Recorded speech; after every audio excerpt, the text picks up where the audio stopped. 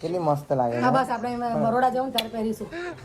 ભગવાન ભલું કરે, બિચારાએ પોતાની બૈરીને બચ્ચી મારી તો માતાજીએ એને જ ચોપડાઈ દીધી. ઘરમાં બધા ધંધા કરવાના છે, કઈ આવું ઘરમાં આ બધું કરવાનું અમારા દેખતા.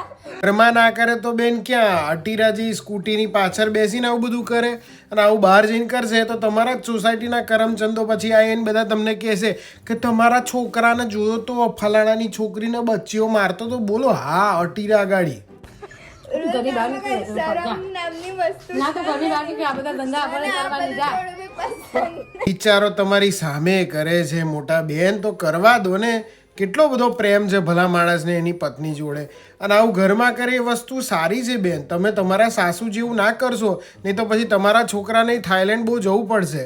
આટલો પ્રેમ કરે છે તો પછી થાઈલેન્ડ જવાની જરૂર નથી એને.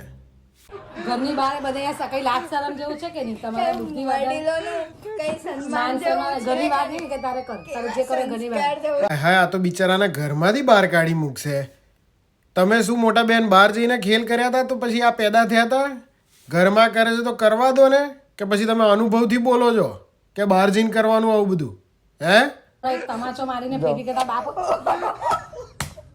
તાર બાપો છે ને તારી હમણાં રેલ પાડ દે. બિચારાને તો ધોઈ નાખ્યો.